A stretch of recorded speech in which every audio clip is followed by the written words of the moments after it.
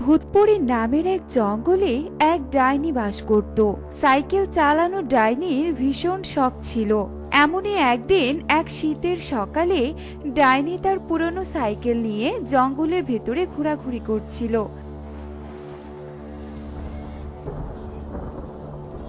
আর হঠাৎ সে একটা গাছের সাথে ধাক্কা খায়, আর সাথে সাথেই উড়ে গিয়ে পড়ে এক তেঁতুল গাছের ডালে।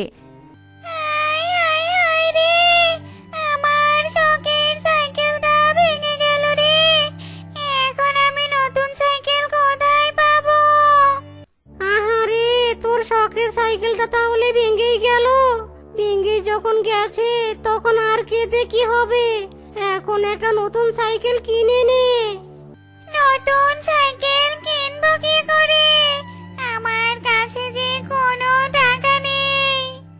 কতবার করে বললাম এভাবে সাইকেলে ঘোরাঘুরি না করে আমাকে বিয়ে কর, তাহলে অনেক টাকার মালিক হতে পারবি। কিন্তু তুই তো আমার কোনো কথাই শুনলি না। এখন কেঁদে কেঁদে মর। আমি চললাম আমার ৬ নম্বর বউয়ের কাছে।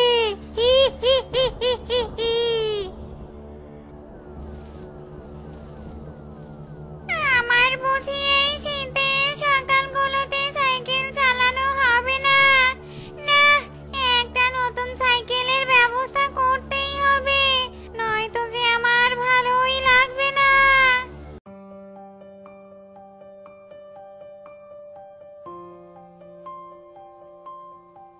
আরে, ওই পাখিটা তো দেখছি নতুন ভুট্টা ঘরে তুলবে বলে বয়ে নিয়ে যাচ্ছে।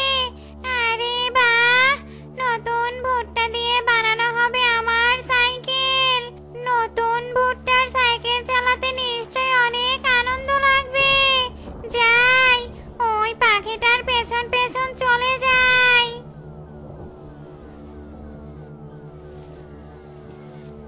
একি, ভুট্টাওয়ালা পাখিটা তো দেখছি বাড়ির ভেতরে চলে গেল। যাই, আমিও ওর বাড়ির ভেতরে চলে যাই। আজকে মনে হচ্ছে একটু বেশি কুয়াশা পড়েছে, আর এতক্ষণ ভুট্টাগুলো তুলে হাত পা ঠান্ডা হয়ে গেছে, তাই এখন একটু লেপ জড়িয়ে বিশ্রাম নেই। ইস, পাখিটা লেপের নিচে ঘুমিয়ে কি সুন্দর বিশ্রাম করছে। হায় রে, আমার ভাগ্য, এই শীতে আরাম করার মতো একটা লেপও জুটলো না। ভুট্টা না হয় পরে চুরি করব, এখন একটু পাখিটার সাথে লেপের নিচে আরাম করি।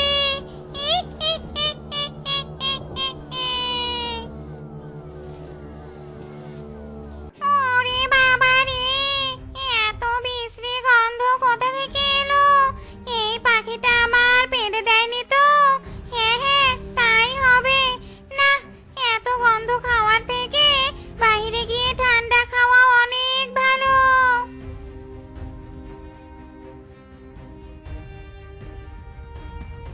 এরপর ডাইনি কালুর বাড়ি থেকে ভুট্টা চুরি করে নিয়ে যায়। আরে, এই তো আমার বানানো সাইকেল। আমি যে এত ভালো সাইকেল বানাতে পারবো তা একবারও ভাবিনি। যাই, আমার বানানো সাইকেলে চড়ে বাড়িতে চলে যাই। এরপর ডাইনি নতুন ভুট্টার সাইকেলটা নিয়ে চলে যেতে চায়, কিন্তু ভুট্টার চাকা হওয়ায় সাইকেলটা সামনের দিকে নিয়ে যেতে পারে না। একই কাণ্ড, সাইকেলটা চলছে না কেন? তবে কি আমি ঠিকভাবে সাইকেল বানাতে পারিনি? তাতে কি হয়েছে? এবার দেখ সাইকেল, তোকে আমি কিভাবে বাড়িতে নিয়ে যাই। আমার সাইকেল চলবে হাওয়ায় উইরা উইরা, বনের পাখিরা দেখবে আর হিংসা যাবে মইরা মইরা। এরপর ডাইনি গান গাইতে গাইতে সাইকেল নিয়ে হাওয়ায় উড়তে থাকে, আর কিছু দূর যাওয়ার পর সে দুটো বাচ্চাকে দেখতে পায়। আমি আর হাঁটতে পারছি না রে কানু, আমার পায়ে অনেক ব্যথা করছে। আমার যে পায়ে অনেক ব্যথা করছে রে টুকি, আমি আর কোনোদিনও স্কুলে যাব না, কারণ আমার বাড়ি থেকে স্কুল যেতে অনেক দূরের পথ হাঁটতে হয়। ঠিকই বলেছিস রে, আজকে যদি আমাদের একটা সাইকেল থাকতো তাহলে আমাদের স্কুলে যেতে কোনো কষ্টই হতো না। কিন্তু আমাদের মা বাবা তো গরিব, তাই সাইকেল কেনার মতো তো কোনো টাকাই নেই আমাদের। আহারে, তোদের একটা করে সাইকেল থাকলে আর স্কুলে কষ্ট করে যেতে হতো না। তোদের একটা করে সাইকেল দিতে পারলে আমার খুব ভালো লাগতো। কে গো তুমি? আর তুমি এভাবে সাইকেলে চড়ে হাওয়ায় ভেসে বেড়াচ্ছ কি করে? আমাকে চিনতে পারছিস না? আমি হলাম ডাইনি। ওরে বাবা রে, ডাইনি!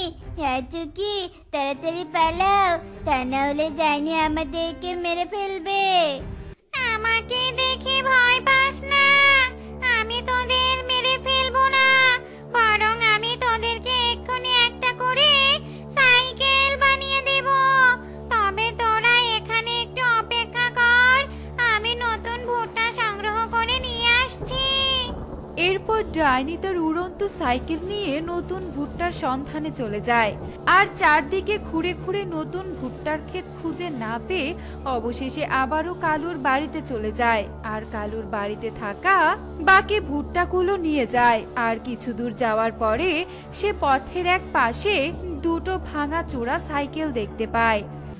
আরে, এই তো এখানে দুটো ভাঙাচোরা সাইকেল পড়ে আছে। ভাঙা সাইকেল দুটো পেয়ে বেশ ভালোই হলো।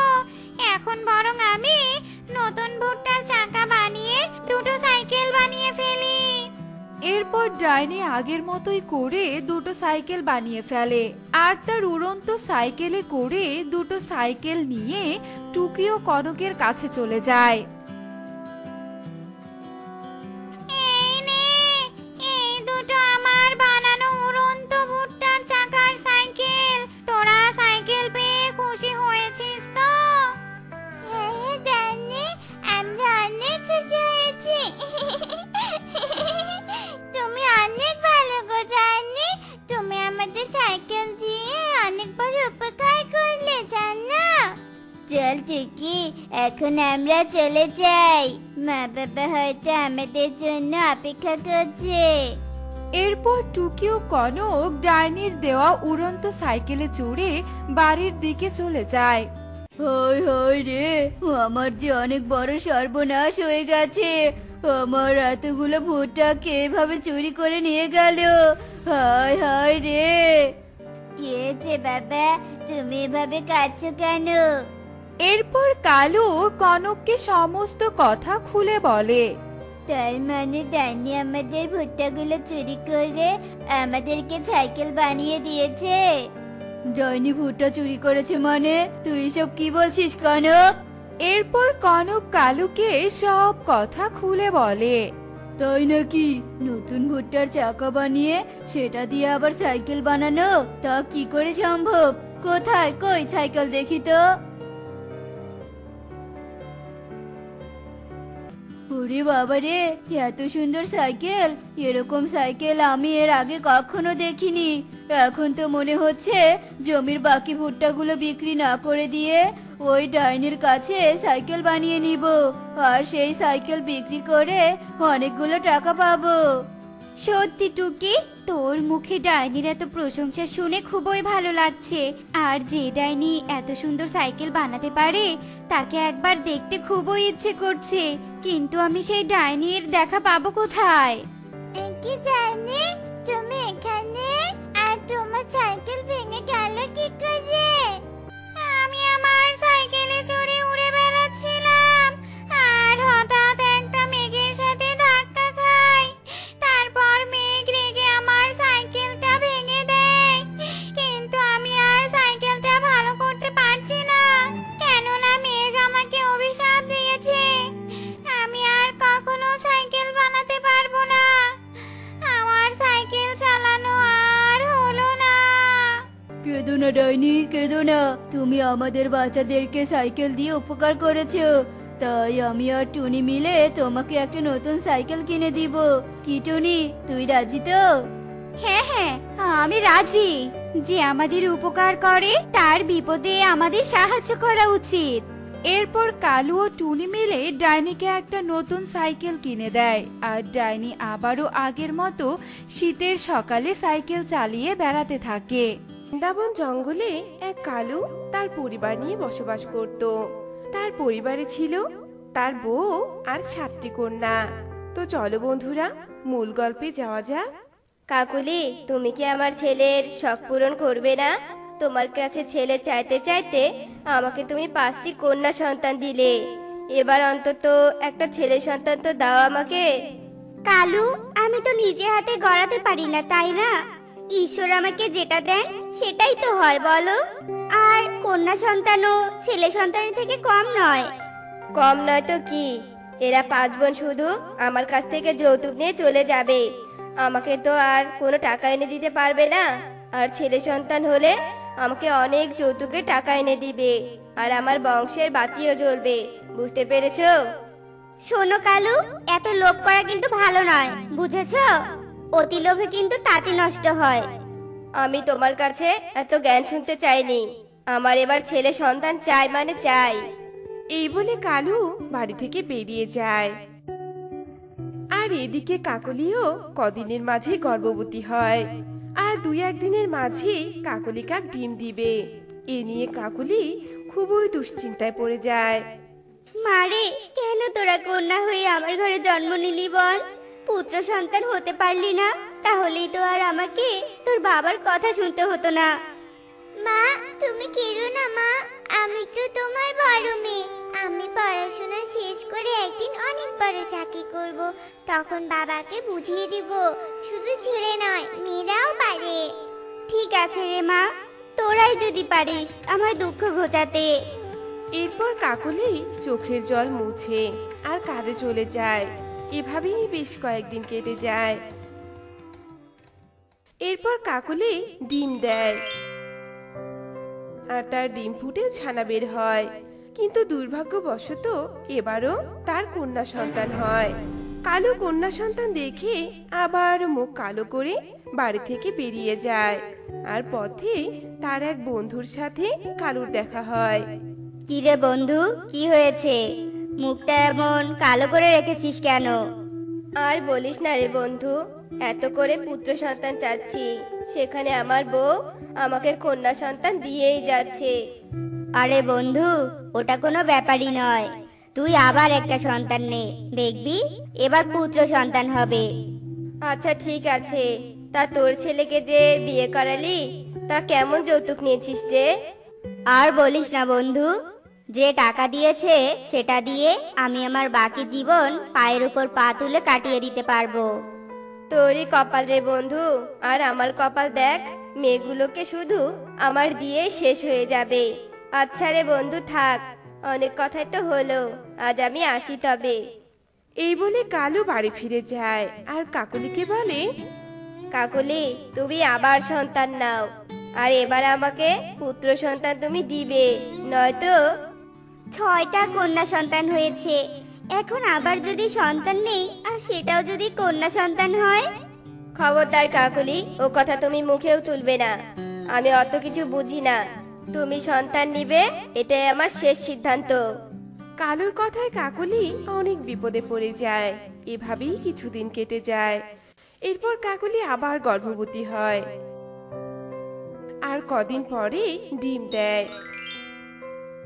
আর সেই ডিমের তা দিয়ে বাচ্চাও বের করে, কিন্তু এবারও সেটা কন্যা সন্তান হয়। তুই আমার জীবনটাই শেষ করে দিলি রে কাকলি। তোর কাছে আমি পুত্র সন্তানের আশা করলাম, আর তুই কিনা সব কন্যা সন্তানের জন্ম দিলি। এগুলো সবই আমার অভিশাপ। তোকে বিয়ে করে আমি অনেক বড় পাপ করেছি, জানিস? কালু যখন এভাবে চিৎকার চেঁচামেচি করছিল, তখনই এক প্রতিবেশী সুখী সেখানে আসে আর বলে, ছি ছি কাকুলি, এতগুলো কেউ কন্যা সন্তান জন্ম দেয় নাকি?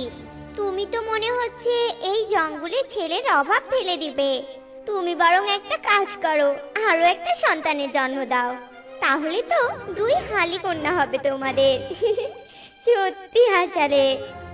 এরপর সুখী সেখান থেকে চলে যায়। সুখীর এমন কথায় যেন আগুনে ঘি পড়ে যায়। বড় একটা লাঠি নিয়ে কালু কাক কাকলিকে মারতে থাকে। আর মারতে মারতে 7 কন্যা সহ কাকলিকে বাড়ি থেকে বের করে দেয় কালু। আর কোনোদিন যেন তোদের আমি এ বাড়িতে না দেখি। এরপর কাকলি নিরুপায় হয়ে 7 ছানাকে নিয়ে কাঁদতে কাঁদতে শহরে চলে যায়।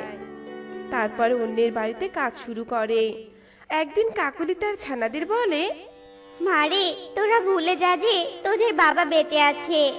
তোরা ভেবে নে তোদের বাবা মারা গেছে। এখন থেকে আমি তোদের সব, আর তোদের সবাইকে আমি স্কুলে ভর্তি করিয়ে দিব। তোরা মন দিয়ে পড়াশোনা করবি রে মা, আর মস্ত বড় হবি। তোরা সবাই অনেক নাম করবি। ঠিক আছে মা। এরপর কাকলি 7 ছানাকে স্কুলে ভর্তি করিয়ে দেয়। এরপর কাকলি আরো বেশি পরিশ্রম করতে থাকে। অন্যের বাড়িতে কাজের পাশাপাশি বিভিন্ন ইট ভাঙাতেও কাজ করতে থাকে। আর সে যে টাকাগুলো পায় সেগুলো দিয়ে 7 কন্যার পড়াশোনার খরচ চালায়। এভাবে অনেক দিন কেটে যায়। 7 কন্যারাও বড় হয়ে যায়। সবার বড় মেয়ে কুহু পড়াশোনা শেষ করে চাকরির জন্য আবেদন করে। মা, তুমি আমাকে আশীর্বাদ করো, আমার চাকরিটা যেন হয়ে যায়। আমার চাকরি হলে তোমার আর কোনো কষ্টই থাকবে না। আর কাজ করতে হবে না তোমাকে, আর ইট ভাটাতেও যেতে হবে না। আমার আশীর্বাদ সব সময় তোদের সাথে থাকে রে মা। এভাবেই কয়েকটা দিন কেটে যায়। এরপর একদিন কুহুর খবর আসে যে সে চাকরিটা পেয়ে গেছে। এই খবর শুনে কুহু আনন্দে লাফাতে থাকে। এরপর সে চাকরিতে জয়েন করে। বেশ কিছুদিনের মধ্যেই তাদের অবস্থার পরিবর্তন হয়ে যায়। মোটামুটি বড়লোক হয়ে যায় ওরা। ওইদিকে কালু একদিন ব্যবসার কাজে শহরে আসে। হঠাৎই তার গাড়ি দুর্ঘটনার কবলে পড়ে। সেদিক দিয়ে কুহু গাড়ি নিয়ে যাচ্ছিল। কালুকে রাস্তায় পড়ে থাকতে দেখে কুহু বলে, একে বাবা, বাবা তুমি এখানে কি করে এলে? চলো আগে তোমাকে হাসপাতালে নিয়ে যাই, তারপর বাকি সব কথা হবে। এরপর কুহু কালুকে নিয়ে হাসপাতালে যায় আর চিকিৎসা করে বাড়ি ফিরে নিয়ে আসে। কাকুলিকা কালুকে দেখে বলে, কুহু, এই লোকটাকে কেন এই বাড়িতে এনেছিস? চলে যেতে বল তাকে, আমি তার মুখটাও দেখতে চাই না। কাকুলি, আমি ভুল করেছিলাম, আমাকে তুমি মাফ করে দাও। আমার সব কিছু প্রায় হারিয়েছে। জানো, তোমরা চলে আসার পর আমার অনেক অভাব দেখা দিয়েছে। আমি তোমাদের কাছে হাত জোড় করছি, তোমরা আমাকে মাফ করে দাও। মা, বাবাকে দাও না মাফ করে। বাবা যাই করুক না কেন, আমাদের তো জন্মদাতা বলো। আমরা তো আর বাবা মাকে ফেলে দিতে পারি না। এরপর একে একে 7 কন্যায় কাকুলিকে বলতে থাকে, ঠিক আছে, তোরা যখন বলছিস তাহলে আমি মাফ করে দিলাম তোদের বাবাকে। এরপর বাবা আর মাকে একসাথে পেয়ে 7 কন্যায় খুশিতে লাফাতে থাকে। এরপর থেকে তারা সুখে দুঃখে একসাথেই দিন কাটাতে থাকে। অনেক অনেক দিন আগের কথা। দূরের এক বনে বাস করত টুনি আর তার ছেলে রাজু টোনা। টুনি ছিল খুবই গরিব। ওই বনে রাজার স্ত্রী ইগলি মারা গেছে। ইগলির ছেলে মেয়েরা তার চারপাশে বসে কান্না করছিল। এইদিকে টুনি যজ্ঞ কাকের বেগুন বাগানের বেগুন তুলে দিয়ে কয়েকটা বেগুন নিয়ে নেয়। টুনি বেগুন নিয়ে বাড়ি আসে। বাবা রাজু, তুই বাড়িতেই থাক, আমি এই বেগুনগুলো বাজারে বিক্রি করে বাড়িতে এসে রান্না করব। ঠিক আছে মা, তুমি তাড়াতাড়ি চলে এসো, কিন্তু দেরি হলে আমার আবার খুব ক্ষুধা পাবে। এরপর টুনি বেগুন বাজারে বিক্রি করতে যায় আর পথে রানী ঈগলের সৎকার দেখে দাঁড়িয়ে যায়। আর টুনি একা একাই বলতে থাকে, যাব না, না থাক, আমি ছোট জাত, তার উপর আবার অনেক গরিব। আমাকে দেখে যদি কেউ রাগারাগি করে, আমি বরং এখানে দাঁড়িয়ে থেকে রানীর সৎকার দেখি। এই বলে টুনি ওখানেই রোদে দাঁড়িয়ে রানীর সৎকার দেখে। এমন সময় টুনির চোখ যায় রানী ঈগলের পায়ের দিকে। রানী ঈগলের পা দুটো ছিল আলতায় রাঙানো। রানী ঈগলের ছেলে তার মুখাগ্নি করে। এসব দেখে টুনির চোখ জলে ভরে যায় আর সে বলতে থাকে, রানীমা, তুমি স্বর্গে যাচ্ছ, আমাকে আশীর্বাদ করে যাও। আমি যেন তোমার মতো পায়ে লাল আলতা পরে আমার ছেলের হাতের আগুন পাই। এসব বলতে বলতে টুনি সেই আগুনের ধোঁয়ার দিকে নজর দেয় আর টুনি একটা রথকে দেখতে পায় সেই ধোঁয়ার মাঝে। আর ওই রথে বসেছিল রানী, পা দুটো তার আলতায় রাঙানো। এইসব দেখে টুনির চোখের জল আর থামতে চায় না। এমন সময় পেছন থেকে রাজু টোনা বলে ওঠে, মা, তুমি এখানে এভাবে দাঁড়িয়ে আছো কেন? বাড়িতে চলো, আমার খুব ক্ষুধা পেয়েছে মা। এত রোদে দাঁড়িয়ে থাকার কোনো মানে হয় কি? কি দেখছো তুমি এভাবে দাঁড়িয়ে থেকে? দেখছি রানীমা পায়ে লাল রঙের আলতা দিয়ে রথে চড়ে স্বর্গে যাচ্ছে রে বাবা। মা, তোমার মাথা কি পাগল হয়ে গেছে? চলো, বাড়ি চলো। এই বলে টুনি আর রাজু বাড়িতে যায়। টুনি রান্না করে রাজুকে খাবার খেতে দেয়। রাজু খেতে বসে বলে, মা, তুমি খাবে না মা? তুমিও আমার সাথে খাবার খাও। রাজুর কথায় টুনি কোনো উত্তর দেয় না। টুনির চোখে যে শুধু রানী ঈগলের ওই লাল পা দুটো চোখে ভাসছে। রাতে রাজু টোনা বিছানায় শুয়ে শুয়ে তার মাকে বলছিল, মা, আমার ঘুম আসছে না মা, আমাকে একটা গল্প বলো না মা, আমার গল্প শুনতে খুব ইচ্ছে করছে। টুনি রাজুর কথায় গল্প বলতে থাকে। টুনি রানীর সেই আলতা রাঙা পায়ের কথা বলে, ছেলের হাতের আগুনের কথা বলে, আর ওই রথের কথাও বলে। টুনি রোদে দাঁড়িয়ে রানীর সৎকার দেখার কারণে তার অনেক জ্বর আসে। রাত যত গভীর হয় টুনির জ্বর ততই বাড়তে থাকে। সকালে রাজু টোনা টুনির গায়ে হাত দিয়ে দেখে, এ কি মা, তোমার তো অনেক জ্বর এসেছে। কালকে রোদে দাঁড়িয়ে দাঁড়িয়ে মরা পোড়া দেখাটা তোমার একদম উচিত হয়নি। ছি বাবা, মরা পড়া বলতে নেই, এতে যে পাপ হয়। কত সুন্দর রাঙা পানি স্বর্গে গেলেন। তোমার ওই এক কথা, লাল রাঙা পা, রাঙা পা নিয়ে নাকি কেউ আবার স্বর্গে যায়? এটা আবার হয় নাকি মা? সব তোমার চোখের ভুল মা। না রে বাবা না, আমি নিজের চোখে দেখেছি রাঙা দুখানি পানি স্বর্গে যাচ্ছে। সবাই তো সেটা দেখলো। সবাই দেখেছে? তাহলে তো মা তুমিও স্বর্গে যাবে। আমিও তোমার পা দুটো লাল রঙে ভরিয়ে দিব, তারপর নিজের হাতে মুখাগ্নি করব। এখন এসব বলে লাভ নেই, আমি গেলাম কবিরাজকে ডাকতে। না রে বাবা, যাস না, তার দরকার নেই। আমি এমনিতেই ঠিক হয়ে যাব। আমি এত তাড়াতাড়ি মরবো না রে বাবা। আমাদের মতো গরিবদের এত তাড়াতাড়ি মৃত্যু নেই রে বাবা। জ্বরের কারণে টুনি বক বক করেই যাচ্ছে। রাজু টোনা টুনির কোনো কথা না শুনে কবিরাজের কাছে যায়। কবিরাজ রাজু টোনাকে কিছু ঔষধ দেয়। রাজু টোনা টুনিকে ঔষধগুলো খাইয়ে দিল, কিন্তু টুনির জ্বর কিছুতেই কমছে না। এইভাবেই 2 দিন কেটে যায়।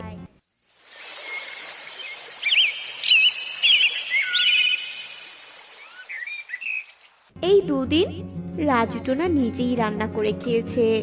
টুনি রাজু টোনাকে তার কাছে ডাকে, বাবা রাজু, এদিকে আয় বাবা, আমার পাশে এসে বস। মা, আমি তোমাকে হাসপাতালে নিয়ে যাব, তুমি আবার আগের মতো সুস্থ হয়ে যাবে মা। বাবা রে, তার আর দরকার নেই, আমার সময় যে শেষ হয়ে গেছে রে বাবা। বাবা, আমি মারা যাবার পর তুই আমার পা দুটো লাল রঙে রাঙিয়ে দিস বাবা। তোর হাতের আঙুরটুকু আমাকে দিস বাবা রে। এটাই আমার শেষ ইচ্ছা, তুই আমার শেষ ইচ্ছাটা পূরণ করিস বাবা। মা, তোমার কিচ্ছু হবে না মা, তুমি ঠিক হয়ে যাবে।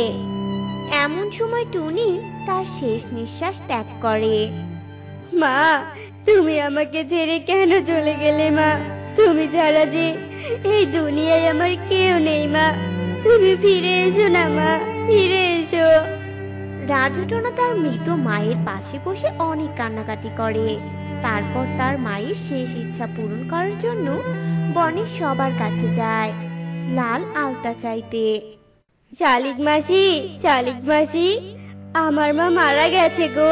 আমার মায়ের শেষ ইচ্ছে ছিল আমি যেন তার পায়ে লাল আলতা পরিয়ে দেই আর তারপর তাকে সৎকার করি। আমার মায়ের মুখে তোমার কথা অনেক শুনেছি, আমাকে একটু আলতা দাও না গো মাসি। কে টুনি? আমি এই নামে কাউকে চিনি না। ছোট লোক এসেছে আমার বাড়িতে আলতা চাইতে। ছোট জাত কোথাকার, তোদের কোনো জাত ভেদ আছে? হ্যাঁ, আলতার কত দাম তুই জানিস? টাকা দিয়ে ওদের জন্য আলতা কিনে রাখবো। শোন, রং কিনে নিয়ে রংগুলো গুলিয়ে তোর মায়ের পায়ে লাগিয়ে দে, তবেই তোর মায়ের স্বপ্ন পূরণ হবে। আলতা চাইতে এসেছে। এ কথা শুনে রাজু মনে মনে ভাবে, সত্যি তো, শালিক মাসি তো ঠিক কথাই বলেছে। আলতার তো অনেক দাম, আমি বরং রং নিয়ে গিয়ে সেই রং গুলিয়ে আমার মায়ের পায়ে দিয়ে দিব। কিন্তু আমার কাছে তো রং কেনারও টাকা নেই, আমি তবে রং কোথায় পাবো? হ্যাঁ, আমি বরং কণিকা মাসির কাছে গিয়ে দেখি কণিকা মাসি আমায় কিছু রং দিতে পারে কিনা। এরপর রাজু কণিকা কাকের বাড়ি যায় আর তাকে গিয়ে বলতে থাকে, কণিকা মাসি, কণিকা মাসি, আমার মা মারা গেছে গো।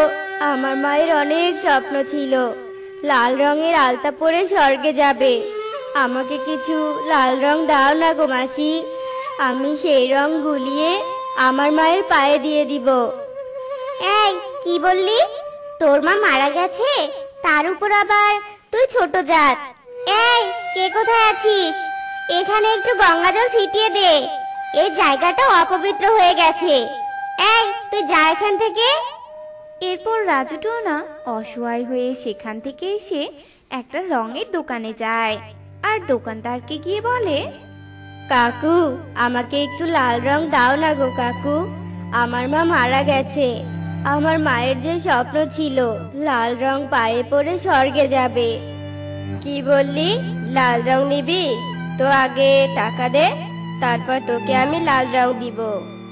কাকু, আমি তো কোনো টাকা আনিনি, আর আমার কাছে কোনো টাকা নেই কাকু। টাকা নেই আবার এসেছে রং কিনতে? গরিবের আবার স্বর্গে যাওয়া। যা তো এখন এখান থেকে, যত সব। এই বলে যজ্ঞ রাজুকে তাড়িয়ে দেয়। রাজু টোনা এইভাবে বনের সবার কাছে যায়, কিন্তু কেউ ওকে লাল রং বা লাল আলতা দিতে চায় না। এই দেখে রাজু নদীর পাড়ে বসে কান্না করতে থাকে। মা, আমি তোমার শেষ ইচ্ছা পূরণ করতে পারলাম না মা, শত চেষ্টা করেও লাল রং জোগাড় করতে পারলাম না। আমি এক হতভাগ্য ছেলে যে কিনা তার মায়ের শেষ ইচ্ছাটাও পূরণ করতে পারলো না। রাজুর কান্না শুনে ওখানে একটা পরী আসে আর সে বলে, কি হয়েছে বৎস? তুমি কান্না করছো কেন? আমাকে বলো, আমি তোমাকে সাহায্য করব। পরীর কথা শুনে রাজু পরীকে তার মায়ের শেষ ইচ্ছার কথা বলে। সব শুনে পরীর অনেক মায়া হয় আর পরী রাজু টোনাকে লাল রং দেয়।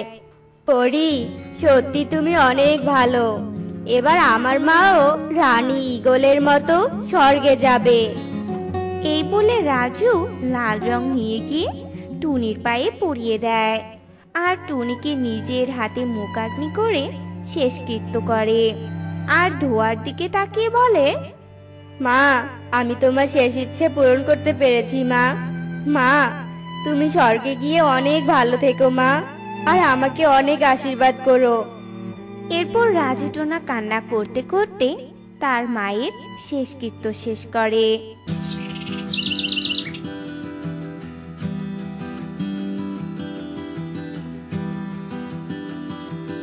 রাজা মশাই, দেখুন আমাকে কত সুন্দর লাগছে। সত্যি তো রানী, তোমাকে অপরূপ সুন্দরী মনে হচ্ছে, কিন্তু তুমি এত সুন্দর কিভাবে হলে? তান্ত্রিকের দেয়া জাদুই ডিম দিয়ে গোসল করেছি, তাই তো এত সুন্দরী হয়েছি। ও আচ্ছা, তাহলে চলো এবার তোমাকে রাজ্যের সবাইকে দেখে নিয়ে আসি। এখন আর কেউ তোমাকে কালো রানী বলতে পারবে না।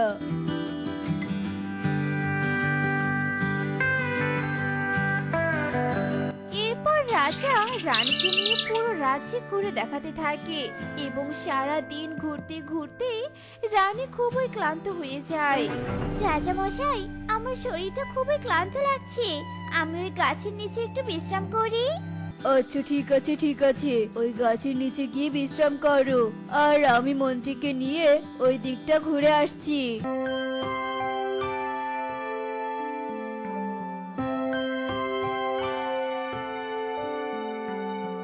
কি ব্যাপার, এই হীরের আংটিটি এখানে পড়ে আছে কেন? আমার রাজ্যে তো এত ধনী পাখি নেই যে হীরের আংটি ব্যবহার করবে। রাজা মশাই, আমার মনে হয় পাশের বনের রানীর এই আংটিটি এই পথ দিয়ে উড়ে যেতেই হয়তো হাত থেকে পড়ে গেছে। যদি কখনো খোঁজ করতে আসে তাহলে তাকে ফিরিয়ে দিন।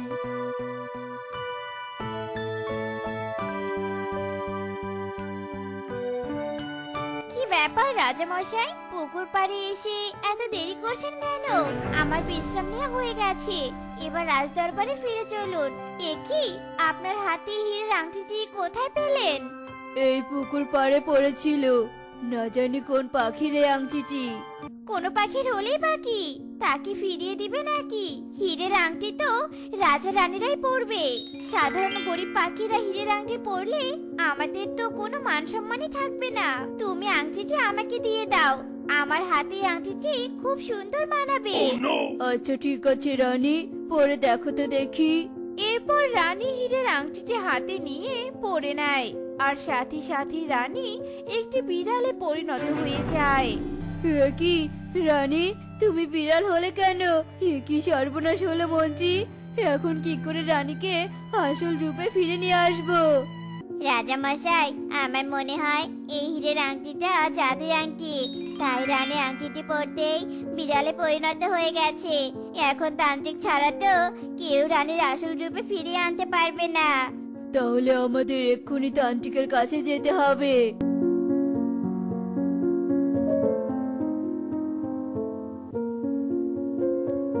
তান্ত্রিক বাবা, তান্ত্রিক বাবা, আমাকে সাহায্য করুন, আমি এক বড় বিপদে পড়ে আপনার কাছে এসেছি বাবা। হ্যাঁ রাজা, আগে তোমার বিপদের কথা বলো, তারপর আমি আমার সাধ্যমতো সাহায্য করে যাব। এরপর রাজা তান্ত্রিককে সব কথা খুলে বলে। এটা তো অনেক কঠিন কাজ, আমি তো রানীকে তার আসল রূপ ফিরিয়ে দিতে পারবো না, কারণ যে আংটিটি পরে রানী বিড়ালে পরিণত হয়েছে ওই আংটিটা ছিল এক জাদুর আংটি। তোমরা কোনো পাপ করেছো হয়তো, তাই মায়াবী পরী তোমাদের এভাবেই শাস্তি দিয়েছে। এই আংটিতে মায়াবী পরীর জাদু শক্তি দেওয়া আছে, কোনো পাপী পাখি এই আংটিটি পরলে তার ক্ষতি হয়ে যাবে। হ্যাঁ তান্ত্রিক বাবা, কয়েকদিন আগে আমরা একটা কাজ করেছি, কিন্তু সেটা তো আমি রাজা হিসেবে শাস্তি দিয়েছি অপরাধী পাখিকে। আচ্ছা বলো দেখি, কাকে কি শাস্তি দিয়েছো? দাসী, আমার রুম থেকে তান্ত্রিকের দেয়া জাদুই ডিম তিনটি নিয়ে আয় তো। ওই জাদুই ডিম দিয়ে গোসল করলে আমি বনের সব থেকে সুন্দরী পাখি হয়ে যাব। আচ্ছা ঠিক আছে রানী, আমি ডিমগুলো এক্ষুনি নিয়ে আসছি। এরপর টুনি রাজ দরবারে চলে যায়, আর রানীর রুম থেকে জাদুই ডিমগুলো নিয়ে রানীর কাছে আসতেই হঠাৎই টুনির হাত থেকে ডিমগুলো মাটিতে পড়ে যায়। এ কি সর্বনাশ হলো, তিনটা ডিম পড়ে গিয়ে ভেঙে গেল। এখন কি হবে? রানী তো আমাকে ডিমের জন্য রাজদরবার থেকে বের করে দিবে। যা হবার তা হবে, যাই রানীকে সত্যিটা বলে দেই। আয় দাসী আয়, ডিমগুলো আনতে এত দেরি হয়?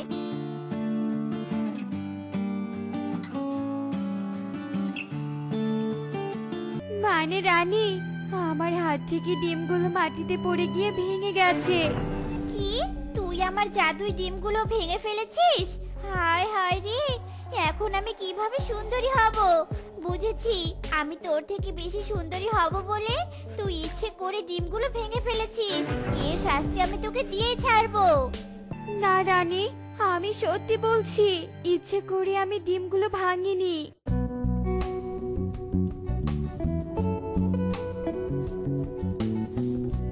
রানী টুনির কোনো কথা না শুনে রাজ দরবারে চলে আসে এবং আমাকে সব কথা খুলে বলে। টুনি তো অনেক বড় অপরাধ করেছে। বলো রানী, এর জন্য টুনিকে কি শাস্তি দিব? তুমি যে শাস্তি দিতে বলবে আমি সেই শাস্তিই দিব। আমি চাই ওই টুনির যেন গর্দান নেওয়া হয়, তাহলেই আমি শান্তি পাবো। চিন্তা করো না, আমি সেটাই করব। তুমি এখন বিশ্রামে যাও, আর আমি তোমার জন্য আবারও জাদুই ডিম নিয়ে আসব। মন্ত্রী, সেনাপতিকে বলো যেন এক্ষুনি টুনির গর্দান নিয়ে নেয়। জি রাজামশাই, বলছি। সেনাপতি, সেনাপতি, রাজদরবারের ভিতরে এসো। জি মন্ত্রী, বলুন। এরপর মন্ত্রী টোনাকে সব কথা খুলে বলে। রাজামশাই, আমি স্বামী হয়ে কি করে আমি আমার বউয়ের গর্দান নেব? আর টুনি তো কোনো বড় অপরাধ করেনি। সামান্য অপরাধের জন্য আপনি তার গর্দান নিতে পারেন না। রাজামশাই, দয়া করে আমার টুনিকে ক্ষমা করে দিন।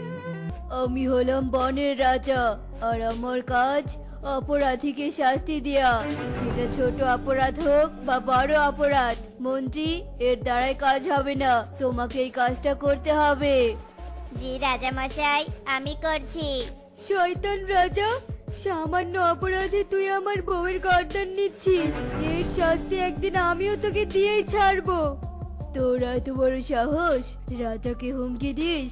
এক্ষুনি আমার রাজ্য থেকে বেরিয়ে যা বলছি, না হলে তোরও গর্দান যাবে। এ কথা শুনে টোনা আর কিছু না বলে সেখান থেকে চলে যায়।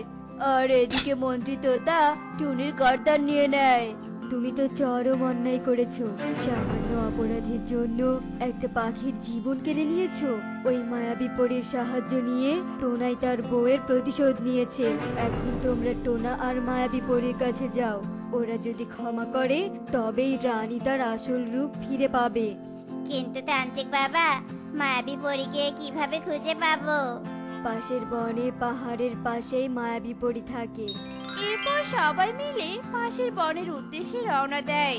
আর উঠতে উঠতে তারা পাশের বনে পাহাড়ের কাছে চলে যায়। বাড়িতে কেউ আছো? কে এসেছো? আগে পরিচয় দাও। আমি পাশের বনের রাজা পরী, বড় বিপদে পড়ে তোমার কাছে এসেছি।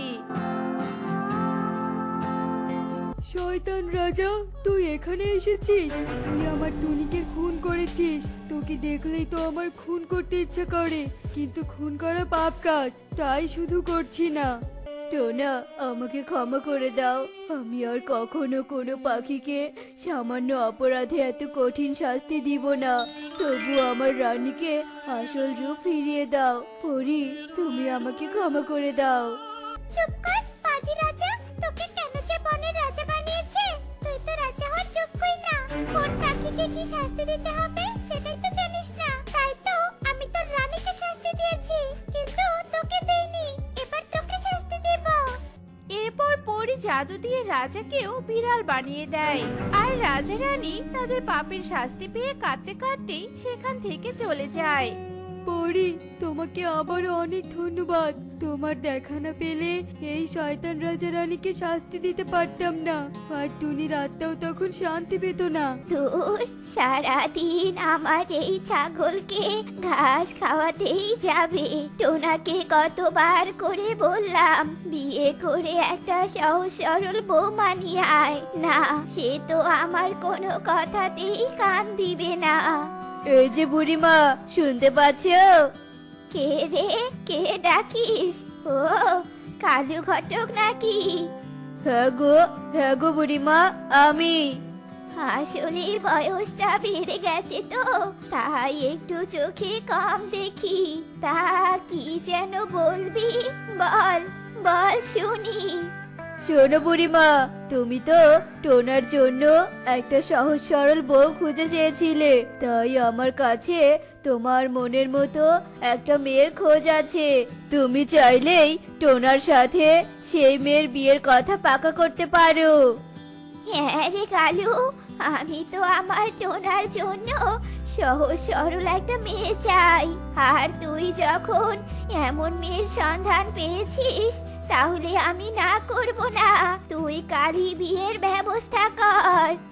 আচ্ছা ঠিক আছে গো বুড়িমা, কিন্তু আমার কাছে টাকাটা যদি... ও তুই পেয়ে যাবি, টাকা নিয়ে তুই কোনো চিন্তা করিস না।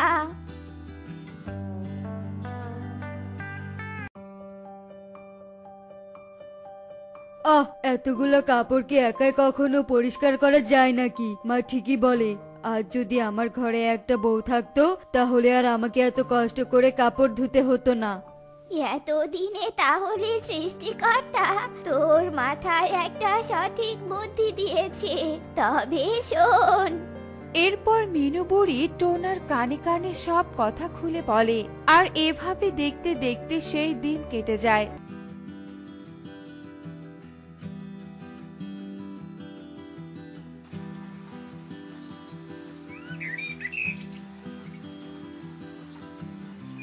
আর পরদিন টোনার সাথে টুনির বিয়ে হয়ে যায়।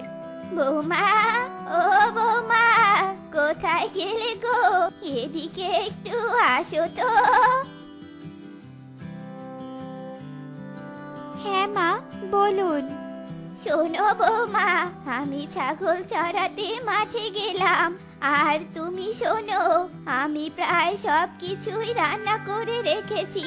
তুমি শুধু চুলায় ডালটা বসিয়ে দিও।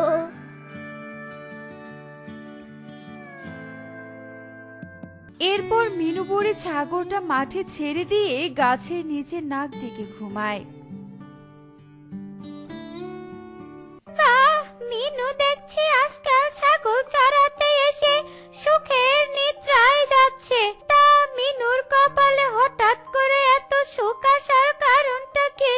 যাই মিনুর সুখের ঘুমে একটু ব্যাঘাত ঘটাই। কে রে? কে আমার আরামের ঘুমটা এভাবে নষ্ট করলো? ওরে হতচ্ছাড়ি কামিনী, তার মানে এটা তোর কারসাজি, তাই না? হ্যাঁ রে মিনু, আমি তোর সুখের ঘুমটা ভেঙে দিয়েছি। তা বলি, হঠাৎ করে এত সুখের নিদ্রা যাওয়ার রহস্যটা কি বলতো শুনে? সুখের কি দেখেছিস? সবই তো আমার সুখের দিন শুরু রে কামিনী। কারণ আমার ঘরে এখন নতুন বৌমা এসেছে। আজকে নতুন বৌমাকে রান্না করতে বলে এসেছি। আর তাই তো ছাগল চড়াতে এসে একটু চোখটা লেগে গেছিল। তা আমার নতুন বৌমা দেখতে একদিন আমার বাড়িতে আসিস।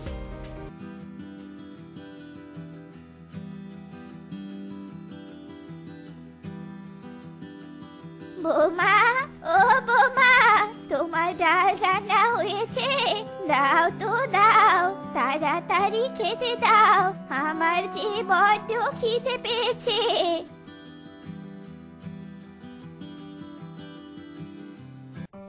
কি বৌমা, তুমি এখনো চুলায় আগুন জ্বালিয়ে রাখছো কেন? বলো তো। কি আর করব বলুন মা, আপনিই তো বলেছিলেন চুলোয় ডাল বসিয়ে দিতে, আর তাই তো আমি চুলায় ডাল বসিয়ে দিয়েছি। কিন্তু কি বলুন তো, সে তখন থেকে অপেক্ষা করছি, তবুও ডাল রান্না হচ্ছে না। কোথায় বৌমা, কোথায় তোমার ডাল? আমি তো চুলার ওপর কোনো পাতিল দেখতে পাচ্ছি না। তাহলে তুমি কোন ডালের আশায় বসে আছো বলো তো? কেন মা, ডাল রান্না করতে পাতিল লাগে বুঝি? কিন্তু আপনি তো আমাকে এটা আগে বলেননি, আর তাই তো আমি। হায় হায় রে, আমি কি শুনছি? কি বৌমা, এভাবে কেউ ডাল রান্না করে নাকি? সৃষ্টিকর্তা, তোমার কাছে চেয়েছিলাম একটা সহজ সরল বৌমা, আরে তুমি কোন বোকা মেয়েকে আমার ছেলের কপালে জুটিয়ে দিলে। হায় হায় রে। কি মা, তুমি এসব কি বলছো? কি করেছে তোমার নতুন বউ? এরপর মিনু বুড়ি টোনাকে সব কথা খুলে বলে। বেশ করেছে, তুমি না খুব বলেছিলে যে তোমার একজন সহজ সরল বৌমা চাই, এবার পেয়েছো তো বোকা বৌমা। চুপ কর তুই। দেখো বৌমা, তুমি কি সত্যি বোকা মেয়ে নাকি? না না, কে বলেছে আমি বোকা? দরকার হলে আপনি আমাকে পরীক্ষা করে দেখুন যে আমি সত্যি বোকা টুনি কি না। আচ্ছা ঠিক আছে, টোনার হাতে দেখতে পাচ্ছো ওইগুলো কি, বলো তো শুনি। কেন মা, আপনি অন্ধ নাকি? এগুলো তো এক ঝুড়ি ডিম। ডিমটা কোথা থেকে পাওয়া যায় জানো কি? কে আমাদের ডিম দেয় বলো তো শুনি। ডিম যে কে দেয় তা তো আমি জানি না, এখন কি বলি? এই টুনি, মায়ের কথার উত্তর দিচ্ছ না কেন? বলো তো শুনি, ডিম কে দেয়? ডিমের খোসা থেকে ডিম পাওয়া যায়। মনে হচ্ছে সবজির বীজ রোপণ করলে যেমন সবজি পাওয়া যায়, তেমনি ডিমের খোসা রোপণ করলে ডিম পাওয়া যায়। কি মা, এবার বলুন, আমি মোটেও বোকা নই। এসব তুমি কি বললে টুনি? ডিম তো পাওয়া যায় মোর। তুই চুপ কর, আমি বলছি। তা বৌমা, ডিমের খোসা দিয়ে যদি ডিম চাষ হয় তাহলে আমি তোমাকে ডিমের খোসা দিচ্ছি, তুমি একটু ডিম চাষ করে দেখাও তো দেখি। এ কথা বলে মিনু বুড়ি টুনিকে এক ঝুড়ি ডিমের খোসা দেয়, আর টুনি সেই খোসা জমিতে রোপণ করতে চলে যায়। আর কিছুক্ষণের মধ্যে সব ডিমের খোসাগুলো রোপণ করা শেষ হয়ে যায়।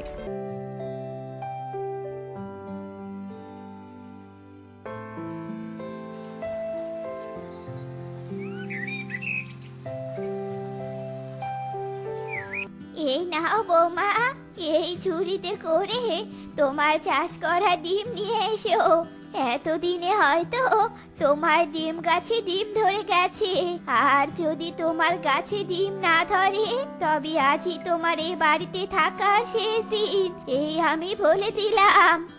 এরপর টুনি ঝুড়ি নিয়ে জমিতে চলে যায়, আর সেখানে গিয়ে দেখে ডিমের খোসাগুলো যেমন ভাবে রোপণ করা হয়েছিল ঠিক তেমনই আছে। আর এমন অবস্থা দেখে টুনি কাঁদতে শুরু করে। কি, আমার চাষ করা খোসা থেকে ডিম চাষ হয়নি? হায় হায়, এখন আমার শাশুড়িকে গিয়ে কি জবাব দেব? তাহলে কি এই ডিমের জন্য আমার সংসারটা ভেঙে যাবে? হে সৃষ্টিকর্তা, তুমি আমাকে সাহায্য করো, সাহায্য করো। আরে আরে, এই তো এই তো আমার ডিম চাষ করা সফল হয়েছে। আমার ডিম গাছে যে অনেকগুলো ডিম ধরেছে, কিন্তু এটা কি করে সম্ভব হলো? তাহলে কি ঈশ্বর আমার উপর দয়া করলো? আমি তোকে সাহায্য করেছি। তোর কান্না দেখে আমার খুব খারাপ লেগেছিল, আর তোর বোকামি দেখে আমি খুব মজা পেয়েছিলাম। জানিস তো, আমি অনেক দিন থেকে হাসিনি, কিন্তু তোর ডিমের খোসা দিয়ে ডিম চাষ করা দেখে আমি খুব মজা পেয়েছি। আর আজ তোর বিপদের সময় তোর পাশে থাকবো না, তা কি করে হয়? তোমাকে অনেক ধন্যবাদ ডাইনি, তোমার জন্য আমার সুখের সংসারটা আটুট থাকলো। কিন্তু আমি তো বোকা, আর আমার এই বোকামির জন্য আবারও যদি শাশুড়ি আমাকে বাড়ি থেকে বের করে দেয়, তখন আমি কোথায় যাব? তুই কোনো চিন্তা করিস না রে টুনি, আমি এক্ষুনি তোর ভেতর থেকে সব বোকামি দূর করে দিচ্ছি।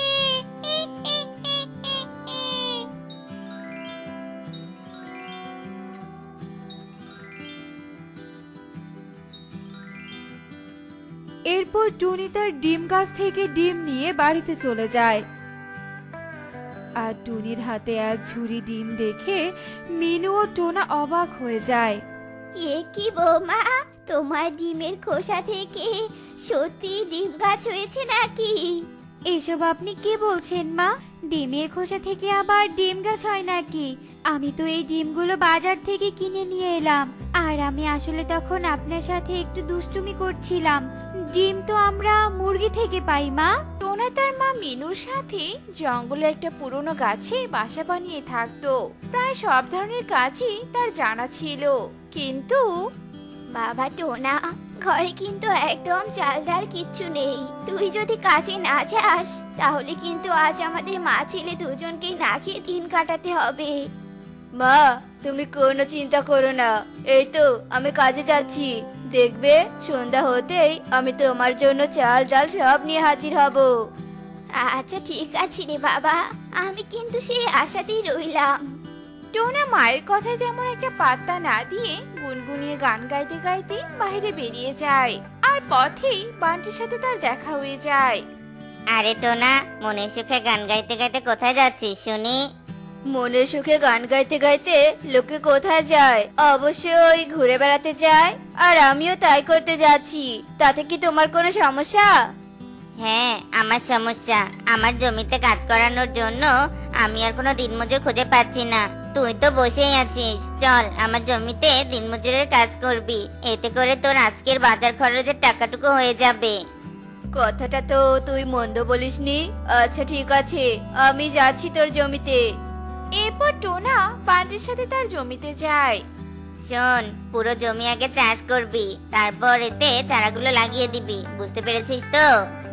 হ্যাঁ হ্যাঁ, আমি খুব ভালো করে বুঝতে পেরেছি। তুমি এখানে দাঁড়াও, আমি এক্ষুনি কাজ শুরু করে দিচ্ছি। টোনা বান্টিকে দাঁড় করিয়ে রেখে কাজ শুরু করে দেয়। আর একটু কাজ করে হাঁপাতে হাঁপাতে বলতে থাকে, বান্টি দাদা, বান্টি দাদা, আমি অনেক কাজ করেছি, এখন আমার খুব চাপ দিয়েছে। যা, ওই ঝোপের আড়াল থেকে সেরে আয়, তবে একদম দেরি করবি না, তাড়াতাড়ি চলে আসবি। টোনা দৌড়ে ঝোপের আড়ালে চলে যায় আর সেখানে গিয়ে চুপ করে বসে থাকে। দেখতে দেখতে আধা ঘন্টা হয়ে গেল, কিন্তু এই বেটা টোনা এখনো কেন এলো না? কিরে টোনা, কতই আর তুই পটি করবি? টোনা, এই টোনা। টোনা তড়িঘড়ি করে দৌড়ে আসে। এই তো আমি হাজির। বলছিলাম কি, দুপুর তো হয়ে এলো, তুমি তখন খাবার খেতে চলে যাবে। তাই আমার টাকাটা যদি দিয়ে দিতে তাহলে আমার একটু ভালো হতো আর কি।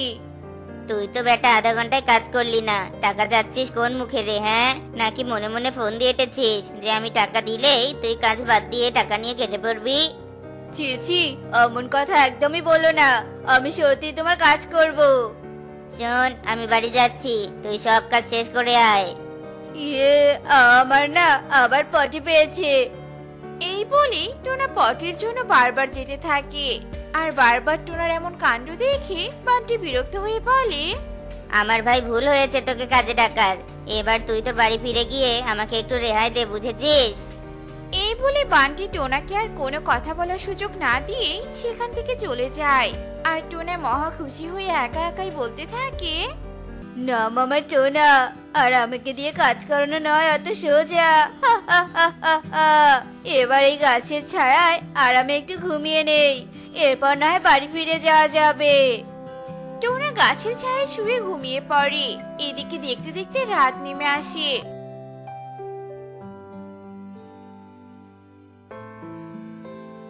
ওদিকে টোনার বৃদ্ধা মা ছেলের বাজারের অপেক্ষায় পথ চেয়ে বসে রয়েছে। আর হঠাৎ করেই টোনার ঘুম ভেঙে যায়। যা বাবা, রাত হয়ে গেল, তাড়াতাড়ি এবার বাড়িতে ফিরে যাই। এরপর টোনা বাড়িতে ফিরে আসে। আর মিনু বলে, কি রে বাবা, অত রাত করলি যে? আর বাজার কোথায়? আমাকে না বললি রাতে আমাকে বাজার এনে দিবি? এই যা, আমার তো একদম মনেই নেই। আচ্ছা ঠিক আছে, আমি কাল সকালে তোমার জন্য বাজার নিয়ে আসবো।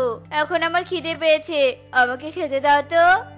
ঘরে কোনো বাজার নেই, তাই আমি আর কোনো রান্নাও করতে পারিনি। আর শোন, মোড়ল মশাই এসেছিলেন, তার বাড়িতে কাল মেষ চড়ানোর জন্য কাজ আছে, তোকে সেখানে দেখে গিয়েছে। তাই কাল আর কোনো তাল বাহানা না করে মোড়লের বাড়িতে চলে যাস। আচ্ছা ঠিক আছে মা, তুমি যখন বলেছো তখন কি আর আমি না গিয়ে পারি বলো? ঘরে কিছু মুড়ি আছে, খেয়ে ঘুমিয়ে পড়। এরপর দুই মা ছেলে মিলে খাবার খেয়ে ঘুমিয়ে পড়ে। এদিকে দেখতে দেখতে রাত পেরিয়ে ভোর হয়ে আসে।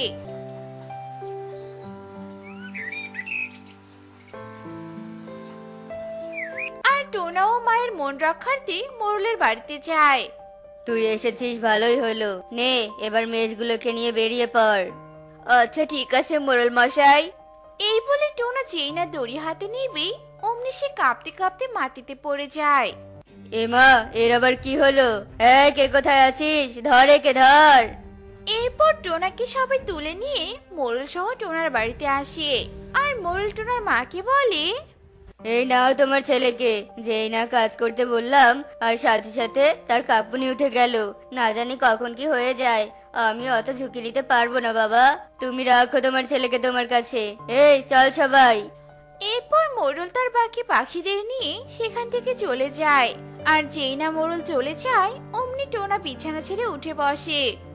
যাক বাবা, মোড়ল চলে গিয়েছে, আমাকে আজকেও আর কাজ করতে হবে না।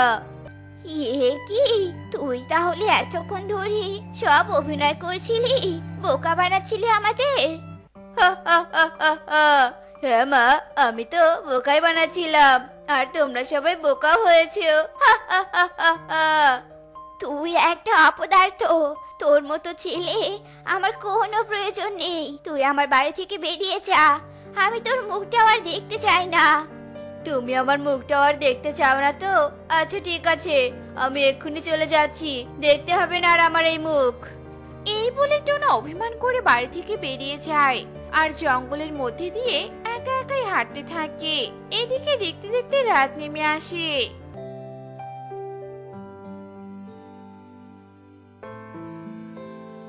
সেই তখন থেকেই একা একা হেঁটে চলেছি, এদিকে যে আমার পেট ক্ষুধায় ইঁদুর দৌড়াচ্ছে, এখানে তো আমি কোথাও খাবারও পাবো না।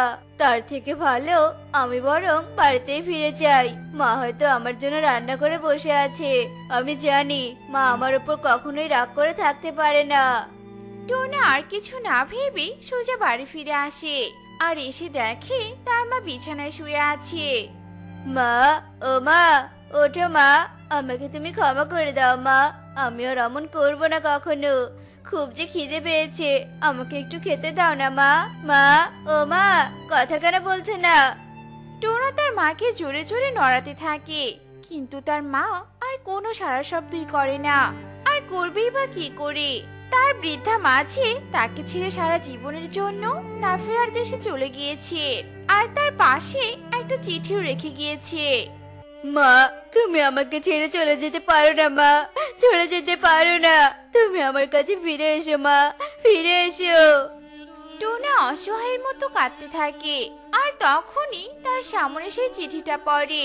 আর টোনা চিঠিটা তুলে নিয়ে পড়তে শুরু করে। বাবা টোনা, তোর বাবা মারা যাবার পর থেকে তোকে আমি অনেক ভালোবেসে সযত্নে বড় করে তুলেছি। কোনোদিনও তোর গায়ে আমি আঁচলটুকু লাগাতে দেইনি। আমার ভিতরে আমি ক্যান্সার পুষে রেখেছি। নিজের পিছনে টাকা খরচ করলে আমি তোকে পড়াশোনা করাতে পারতাম না, তাই নিজের রোগ আমি নিজের মাঝে পুষে রেখেছিলাম, যাতে করে আমি তোকে শিক্ষিত বানাতে পারি রে বাবা। আর আশায় ছিলাম শিক্ষিত হয়ে তুই অনেক পরিশ্রমী হবি আর টাকা রোজগার করে এই হতভাগের চিকিৎসা করাবি। কিন্তু আমার সেই স্বপ্নগুলো যে দুঃস্বপ্নই থেকে যাবে, আমি তা কখনোই ভাবিনি রে বাবা।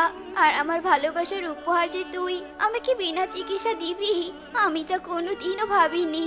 অনেক ভালো থাকিস রে বাবা, পারলে নিজের জীবনের মোড় ঘুরিয়ে নিস। চিঠিটা যখন তুই হাতে পাবি তখন হয়তো আর আমি জীবিত থাকবো না। ভালো থাকিস রে বাবা। ইতি, তোর অভাগিনী মা। এ আমি কি করেছি? নিজের হাতে আমি আমার মাকে মেরে ফেলেছি। আমি একজন খুনি, আমি একজন খুনি। টোনা চিৎকার করে কাঁদতে থাকে, আর তার কান্নার আওয়াজ পেয়ে আশেপাশে সব পাখিরা সেখানে ছুটে আসে। কি হয়েছে টোনা, তুই এমন করে কাঁদছিস কেন? আর মাসিমা অমন করে শুয়ে আছে কেন? কি হয়েছে ওনার?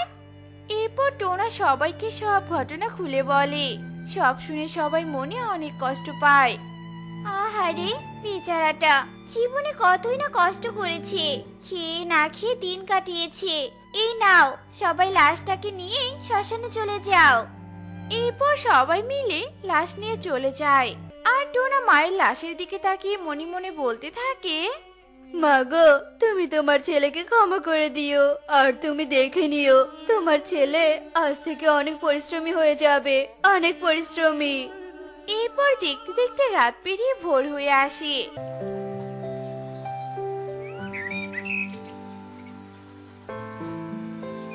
আর টোনা বান্টির কাছে চলে যায়। বান্টি দাদা, তোমার কি কি কাজ করতে হবে বলো তো আমায়, আমি তোমার সব কাজ করে দিব। আজ আবার কোনো তালবাহানা করবি না তো? আমি কিন্তু তাহলে একদম মেনে নিব না। না বান্টি দাদা, আমি সত্যি কোনো তালবাহানা করব না। এই এরপর বান্টি টোনাকে কাজ দিতে রাজি হয়, আর টোনাও বান্টির কথা মতো বান্টির জমির সব কাজ একা একাই করতে থাকে। রোদে পুড়ে বৃষ্টিতে ভিজে টোনা অনেক পরিশ্রমী হয়ে যায়। এভাবেই দেখতে দেখতে বেশ কিছুদিন কেটে যায়।